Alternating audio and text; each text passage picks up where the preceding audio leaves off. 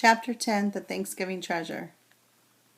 One cold afternoon I went out to Rehnquist and found Treasure loose, grazing in the front yard. I couldn't imagine how she had got there, and I tied her to the porch rail, and I went to the door. I knocked but got no answer and went on in. I called, and I heard Rehnquist answer from upstairs, but I could hardly make out what he was saying. I went up and found him in bed, looking very pale. "What's the matter, Mr. Rehnquist? Don't you feel well?" "No," he said weakly. "I'm fine, just resting." "Do you have a cold? Want me to fix you a can of soup?" No, I ain't hungry."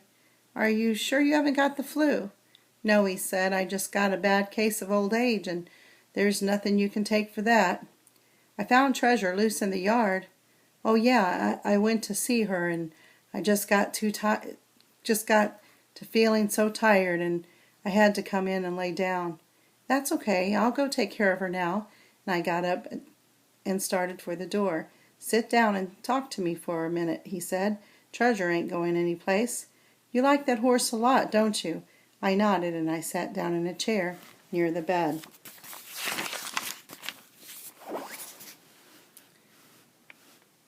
I like her too," he said. "She used to be the only thing I talked to around here before you came pestering me. I used to like horses the way you do when I was a kid." He seemed to be drifting off with his memories again, and I sat quietly and listened.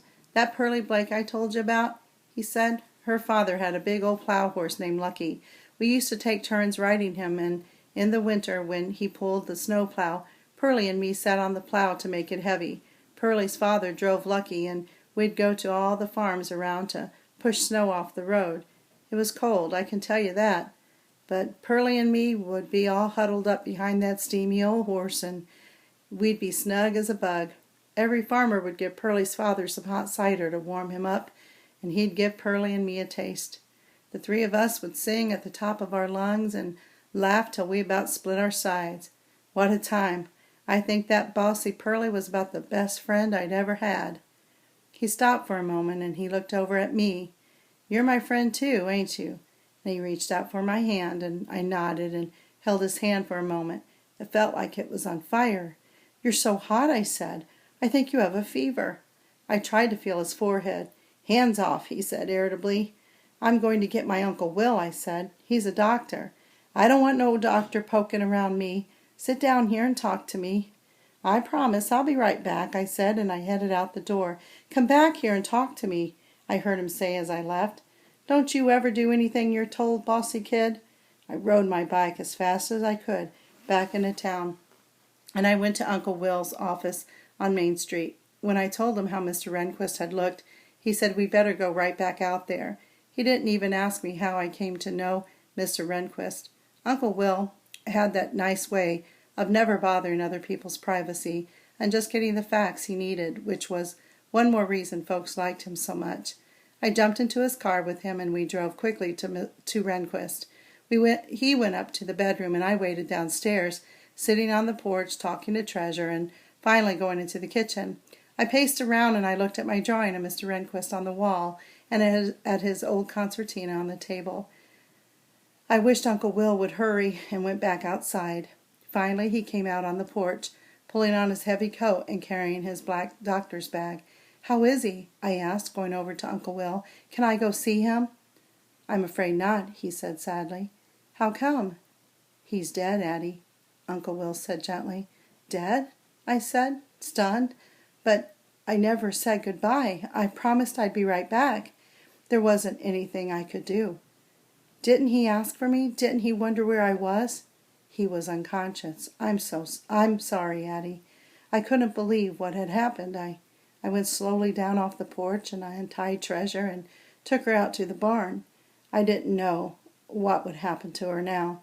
If I had taken care of Treasure, I went home. After I had taken care of Treasure, I went home and decided I'd better tell the whole story to Grandma. I had learned by now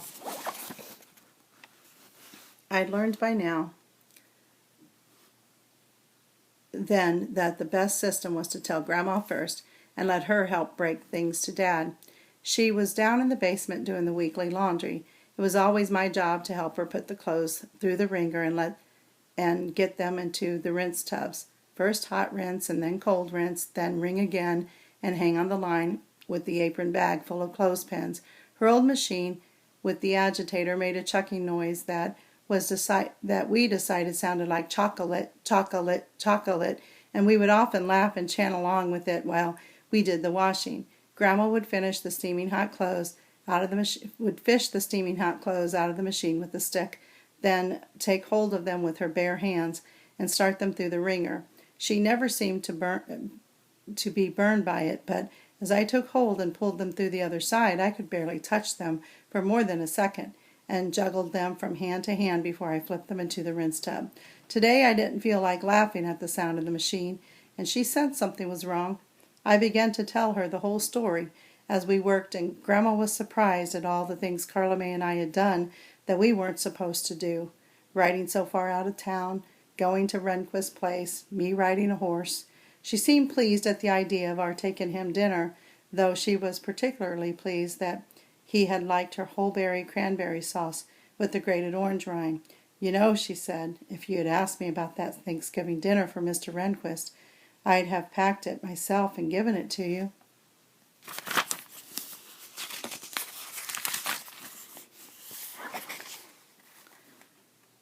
I know, but I was afraid of what Dad would say. You were doing a good deed for a lonely old man, he said. I'd make a terrible wife because I was so bossy. He liked it, though.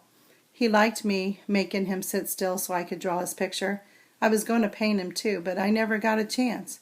I didn't know he was going to die. We never know when that's going to happen, Addie. Mr. Rehnquist was so nice to me. He let me write Treasure. I think he was really a good person. I don't see why he had to die. We don't die because we're bad people, Addie, Grandma said. Mr. Rehnquist was in his 80s, and he lived out a full life. And look at me. I'm in my 70s, already outlived most of my friends, and raised two families now. I was startled by what she had said, and for the first time I realized just how old Grandma was. You're not going to die, are you? Well, she laughed a little. I sure don't feel like it right now, but someday I will. We all will. No, you won't, I said angrily. You've got to wait till I grow up, and you'll live to be 100 years old. I'll be a painter in Paris, France, and you'll come and live with me. What are you going to do with a 100-year-old woman dragging around after you? Grandma asked. You would wear a beret, I said, picturing it all in my mind, and we'd go to the top of the Eiffel Tower and drink wine. Now don't go talking nonsense, Grandma said gently. Besides, I wouldn't want to live to be 100. I don't want you to die. We never want to lose the people we love, Grandma said quietly, but we have to remember the good things about them. And keep those memories, and that's what you have to do with Mr. Rehnquist, just the way you remembered the things I told you about your mother. But I never knew my mother, I said. I've never known anybody who died before. I know, Addie, I know. I'm scared, Grandma. I just don't see why anybody has to die. She came over to me and she put her arms around me. Addie, I felt just that way when your grandpa died. I thought I couldn't face another day knowing I wouldn't see him. And then one day someone read something to me. It said when people leave on a boat, you say, there they go. But on the other side of the horizon, they're saying, here they come. I thought it must be something like that, and I was able to let Grandpa go. I thought about what she said for a moment, and it seemed to make sense to me. I imagined Mr. Rehnquist meeting his old friend Pearlie Blake again, and what had happened didn't seem quite so terrible. Do you think I can go to Mr. Rehnquist's funeral? I asked. I think that would be a very nice thing to do, said Grandma. I won't know what to do. Why, you don't have to do anything, she said. Tell you what, I'll go with you. Oh, would you, Grandma? What if Dad finds out about it? Never you mind, she said, hugging me close. I'll take care of that. I can't believe I'll never see Mr. Rehnquist again. You made him happy, she said, like you've made me happy. Remember that. Always remember that. I cried then, and Grandma held me close.